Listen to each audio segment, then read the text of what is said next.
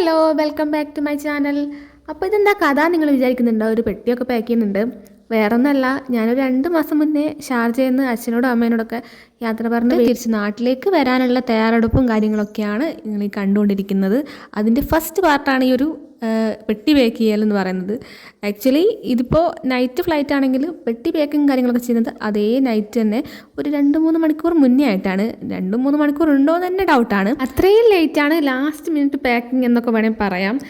എന്താണെന്ന് വെച്ചാൽ 30 kg എടുക്കാൻ പറ്റുമെങ്കിൽ അവിടെയുള്ള സാധനങ്ങളെ കുറിച്ച് പറയുകയാണെങ്കിൽ ഞാൻ ഓൾറെഡി മുന്നേ കുറേ വീഡിയോസൊക്കെ ഇട്ടിട്ടുണ്ടായിരുന്നു, അതിലൊക്കെ പറഞ്ഞിട്ടുണ്ട്.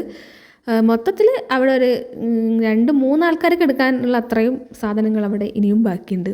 അപ്പം നിർഭാഗ്യവശാൽ ഈ പ്രാവശ്യം വരുമ്പോൾ എനിക്ക് പകുതിയിലധികം സാധനങ്ങൾ അവിടെ വെക്കേണ്ടി വന്നിട്ടുണ്ട്. ഈ പെട്ടിയൊക്കെ പാക്ക് ചെയ്യുന്നുണ്ടെങ്കിലും അച്ഛന് ചെറുതായിട്ട് സുഖമില്ലാത്തൊരവസ്ഥ ഉണ്ടായിരുന്നു. അതൊക്കെ കൊണ്ടാണ് പെട്ടി പാക്കിങ്ങിനൊക്കെ ലേറ്റ് ആയത്.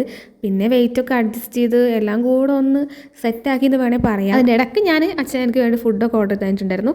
അപ്പോൾ അതൊക്കെ നല്ലോണം വയറ് നിറച്ച് കഴിച്ചു. കാരണം ഇനിയിപ്പം അതായത് നാട്ടിലെത്തിയ ശേഷം അല്ല എന്തും കഴിക്കാൻ പറ്റുള്ളൂ. അപ്പോൾ അതുകൊണ്ട് നല്ലോണം ഫുഡൊക്കെ കഴിച്ചിട്ടാണ് അവിടെ നിന്ന് ഇറങ്ങിയത്. ആദ്യം ട്രോളിയൊക്കെ ഡ്രസ്സൊക്കെ എടുത്ത് സെറ്റാക്കി വെച്ചിട്ടുണ്ടെങ്കിലും ആ ട്രോളീൻ്റെ വെയിറ്റ് കുറക്കാന്ന് വെച്ചിട്ട് ഡ്രസ്സൊക്കെ വേറെ കാർഡ്ബോർഡിലൊക്കെ മാറ്റി പാക്കൊക്കെ ചെയ്തു. അപ്പോൾ ഓൾറെഡി ഞാനൊരു ചെറിയ ട്രോളി വാങ്ങിയിട്ടുണ്ടായിരുന്നു. അപ്പോൾ 2 ട്രോളിയും കൂടെ കൊണ്ടുപോകണ്ടെന്നൊക്കെ പറഞ്ഞിട്ട് അങ്ങനെ ഒരു ട്രോളി അവിടെയായി. മൊത്തത്തിൽ എന്നെ ടെൻഷനാക്കിയ ഒരു ഡേ ആയിരുന്നു അത്. കാരണം എൻ്റെ പകുതിയിലധികം സാധനങ്ങൾ അവിടെ വെക്കേണ്ടി വരുമല്ലോ വീണ്ടും എന്നുള്ള ആ ഒരു സങ്കടം ഉണ്ടായിരുന്നു. പിന്നെ ഈ പെട്ടി ലാസ്റ്റ് മിനിറ്റ് പാക്കിങ്, അച്ഛൻ്റെ പനിയൊക്കെ ആയതുകൊണ്ട് അപ്പോൾ അതിൻ്റെ ഒരു ബുദ്ധിമുട്ടും പിന്നെ അവരെ വിട്ട് തിരിച്ച് നാട്ടിലേക്ക് വരുന്നതിൻ്റെ ഒരു ബുദ്ധിമുട്ടും എല്ലാം കൂടെ ആയിട്ടൊരു വിഷമമായിരുന്നു.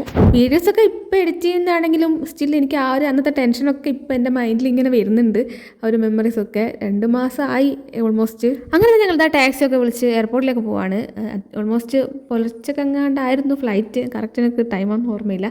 അപ്പോൾ ആ ഒരു സമയത്ത് നൈറ്റ് അവിടെയുള്ള ആൾക്കാർ അറിയാവുന്നവർക്ക് യാത്രയൊക്കെ പറഞ്ഞ് എപ്പോഴാണ് തിരിച്ചിനി അങ്ങോട്ടേക്കൊന്നും അറിയില്ലല്ലോ. അപ്പോൾ അങ്ങനെ ഇറങ്ങി. അപ്പോൾ ബൈ ദ വേ എനിക്ക് നിങ്ങളോട് പറയാനുള്ളത് എല്ലാ വീഡിയോയിലും പറയുന്ന പോലെ ചാനൽ സബ്സ്ക്രൈബ് ചെയ്ത് സപ്പോർട്ട് ചെയ്യണം, ലൈക്ക് ചെയ്യണം, കമൻറ്റ് ചെയ്യണം, അങ്ങനെ ഓരോ കാര്യങ്ങളാണ്. തീർച്ചയായിട്ടും നിങ്ങളുടെ സപ്പോർട്ട് ഉണ്ടെങ്കിൽ മാത്രമേ ചാനലിൽ നിലനിൽപ്പ് ഉണ്ടാവുള്ളൂ, അറിയായിരിക്കുമല്ലോ. ഇപ്പോഴാണെങ്കിൽ ചാനലിൽ ചെറിയ ഗ്രോത്ത് ഒക്കെ ഉണ്ടെന്ന് എനിക്ക് തോന്നുന്നുണ്ട്. അത്യാവശ്യം ആൾക്കാരൊക്കെ സപ്പോർട്ട് ചെയ്യുന്നുണ്ട്.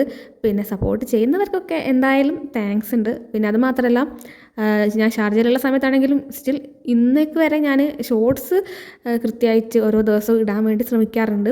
പക്ഷേ ഈ വ്ലോഗാണ് കുറച്ച് ബാക്കോട്ടുള്ളൂ. ഈ വ്ലോഗ് വിചാരിച്ച പോലെ എനിക്ക് എഡിറ്റ് ചെയ്തിടാനുള്ളൊരു ടൈം കിട്ടുന്നേ ഇല്ല. പക്ഷെ ഞാൻ മാക്സിമം ശ്രമിക്കാം. അപ്പോൾ അത് മാത്രമല്ല, ഈ ഒരു വ്ലോഗ് തന്നെ ഇത്ര ലേറ്റ് ആവാനുള്ള റീസൺ അതാണ്. പിന്നെ കുറച്ച് മുന്നേ ഞാൻ അതിൻ്റെ മുന്നേ അവിടെ നിന്നുള്ള ഒരു വീഡിയോ ഒക്കെ ഇട്ടിട്ടുണ്ടായിരുന്നു, ഷോപ്പിംഗ് വീഡിയോ ഒക്കെ.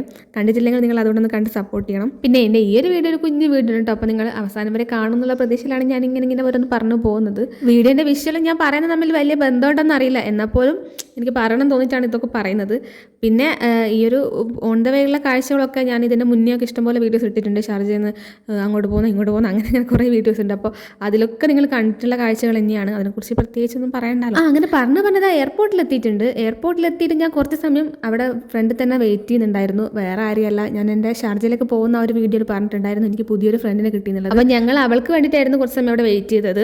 ഓൾറെഡി ഞങ്ങൾ കുറച്ച് ലേറ്റായി, അതിൻ്റെ പുറമെ അവളും ലേറ്റ് ആയതുകൊണ്ട് ഞാൻ കുറച്ച് വെയിറ്റ് ചെയ്ത് പിന്നെ ഞാൻ അങ്ങ് അകത്തേക്ക് കയറി അവൾ എത്താനായപ്പോൾ. കാരണം ചെക്കിംഗ് ഒക്കെ ചെയ്ത് ആ ഒരു ടൈം ആകുമ്പോഴത്തേക്ക് അവളും എത്തുമല്ലോ എന്നുള്ളതുകൊണ്ട്. ഇങ്ങോട്ടേക്ക് വരുമ്പോൾ ആ വീഡിയോയിൽ ഞാൻ പറഞ്ഞിട്ടുണ്ടായിരുന്നു മേ ബി അങ്ങോട്ടേക്ക് പോകുമ്പോൾ ഞങ്ങൾക്ക് ഒരുമിച്ച് പോകാൻ പറ്റുമെങ്കിൽ അങ്ങനെ പോകാമെന്നൊക്കെ അന്നേ പറഞ്ഞു വെച്ചിട്ടുണ്ടായിരുന്നു. അത് നടക്കുമെന്നൊന്നും വിചാരിച്ചിട്ടൊന്നുമല്ല, എന്നാലും ജസ്റ്റ് ഇങ്ങനെ ഒന്ന് പറഞ്ഞു വെച്ചായിരുന്നു. അപ്പോൾ ചെറുതായിട്ട് അങ്ങനെ കോൺടാക്റ്റ് ഒക്കെ ഉള്ളതുകൊണ്ട് അങ്ങനെ ഒരുമിച്ച് തന്നെ ഇങ്ങോട്ടേക്ക് വരാൻ പറ്റി. ഞാനവിടെ ചെക്കിങ്ങിന് വേണ്ടി ക്യൂ നിൽക്കുമ്പോഴത്തേക്ക് തന്നെ അവൾ എത്തിയിട്ടുണ്ടായിരുന്നു. അവളുടെ കൂടെ അവളുടെ ഹസിൻ്റെ ഫ്രണ്ട് അങ്ങനെ ഉണ്ടായിരുന്നു. അപ്പോൾ അവരുണ്ട്. പിന്നെ ഞങ്ങൾ എല്ലാവരും കൂടെ ഒരുമിച്ചാണ് ചെക്കിങ് കഴിഞ്ഞിട്ട് നേരെ പോയത്. പിന്നെ ഞങ്ങൾക്ക് അധിക സമയം അവിടെ വെയിറ്റ് ചെയ്ത് ഇരിക്കേണ്ടിയൊന്നും വന്നിട്ടില്ല.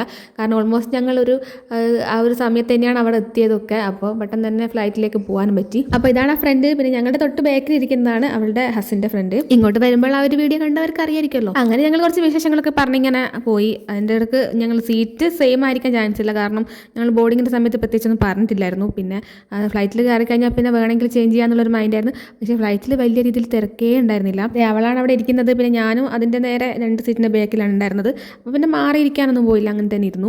പിന്നെ രാത്രി ഏതായാലും ഒരു ഉറക്കിൻ്റെ ഒരു ടൈമാണ്. ഞാനാണെങ്കിൽ ഒട്ടും ഉറങ്ങിയിട്ടില്ലായിരുന്നു. ഒരു 5 മിനിറ്റ് പോലും ഞാൻ കിടന്നിട്ടേ ഇല്ല. അപ്പോൾ ഫ്ലൈറ്റിൽ കയറി കഴിഞ്ഞാൽ ഉറങ്ങാലോ എന്നുള്ളൊരു ഇതിലാണ് അങ്ങനെ ഉറങ്ങാൻ എടുക്കാണ്ടിരുന്നത്. പിന്നെ ഫ്ലൈറ്റിൽ കാര്യം കുറച്ചൊക്കെ ഉറങ്ങി. അപ്പോൾ ഉറങ്ങി എഴുന്നേറ്റിട്ടുള്ളൊരു കോലാണിത്. ഞാനാണെങ്കിൽ വീഡിയോ കുറച്ച് ഇങ്ങനെ ആരും കാണാത്ത രീതിയിലൊക്കെയാണ് എടുക്കുന്നത്. കാരണം ഈ ഒരു കാര്യത്തിൽ ഞാൻ ഇപ്പോഴും എല്ലാ സമയത്തല്ല, ചില സമയത്ത് ഞാൻ കുറച്ച് ഇൻട്രോവേർട്ടാണ്.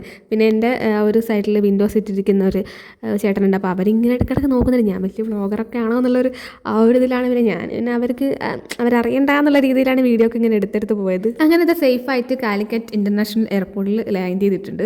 പിന്നെ ജസ്റ്റ് ഒന്ന് വാഷ്റൂമിലൊക്കെ പോയി ഫ്രഷ് ആവുകയൊക്കെ ചെയ്തു. പിന്നെ ഞങ്ങളുടെ ലഗേജൊക്കെ എടുക്കാൻ വേണ്ടിയിട്ട് ലഗേജ് എടുക്കാൻ നല്ല രീതിയിൽ തിരക്കുണ്ടായിരുന്നു. പിന്നെ കുറേ സമയം വെയിറ്റ് ചെയ്തതിന് ശേഷമാണ് ലഗേജൊക്കെ കിട്ടിയത്. ഇതിൽ പറയാൻ വിട്ടൊരു കാര്യം എന്ന് വെച്ചാൽ ഫ്ലൈറ്റ് ഒരു 1.5 മണിക്കൂർ അങ്ങ് ലേറ്റ് ആയിട്ടാണ് അവിടുന്ന് എടുത്തത് തന്നെ. പിന്നെ എന്നെ കൂട്ടാൻ വന്ന ആൾക്കാരൊക്കെ ആ ഒരു 1.5 മണിക്കൂർ ഇരുന്ന് മടുത്തിട്ടുണ്ടായിരുന്നു. അപ്പോൾ എൻ്റെ കസിൻ ബ്രദറായിരുന്നു എന്നെ കൂട്ടാൻ വന്നത്. പിന്നെ അവിടെ അടുത്തുള്ള ഒരു ജീപ്പൊക്കെ കൂട്ടിയിട്ടാണ് വന്നത്. അപ്പോൾ പോകുന്ന വഴിക്ക് ഇതാ അനിയൻ്റെ ഹോസ്റ്റൽക്കാർ ബെഡും സാധനങ്ങളൊക്കെ എടുത്തിട്ട് പോവാണ്. ഓൾറെഡി ഞാൻ ഷാർജയിലേക്ക് പോകുമ്പം ഇതേ കാഴ്ച എന്തെങ്കിലും കണ്ടിട്ടുണ്ടാവും. അതുപോലെ തന്നെ തിരിച്ച് വീട്ടിലേക്കും ഞാൻ ഇതൊക്കെ എടുത്തിട്ടാണ് പോകുന്നത്. അവൻ്റെ അവിടെ നിന്ന് ഹോസ്റ്റലിൽ വെക്കേറ്റ് ചെയ്തിട്ടുണ്ടായിരുന്നു. അപ്പോൾ എക്സാമിന് പോയപ്പോൾ ഞാൻ സാധനങ്ങളൊക്കെ എടുത്തിട്ട് വീട്ടിലേക്ക് പോകുന്നതാണ്. അപ്പോൾ ഇത്രയൊക്കെ ഉള്ളൂ അന്നത്തെ സംഭവങ്ങൾ. ഞാൻ മാക്സിമം വീഡിയോ ലെങ്ത്തൊക്കെ കുറച്ചിട്ടാണ് അപ്ലോഡ് ആക്കുന്നത്. അപ്പോൾ നിങ്ങൾ കണ്ട് സപ്പോർട്ട് ചെയ്യണം. ഫുഡ് കഴിക്കാനായിട്ട് ഞാൻ കിത്തുവിൻ്റെ വെയിറ്റ് ചെയ്ത് നിൽക്കുമായിരുന്നു. അവൻ കൊണ്ടുവരുന്നിട്ടുണ്ടായിരുന്നു. അപ്പോൾ എല്ലാവരും ഇപ്പോൾ തന്നെ സബ്സ്ക്രൈബ് സപ്പോർട്ട് ചെയ്യണം. അടുത്തൊരു വീഡിയോ കാണുന്നവരെ ടാറ്റാ.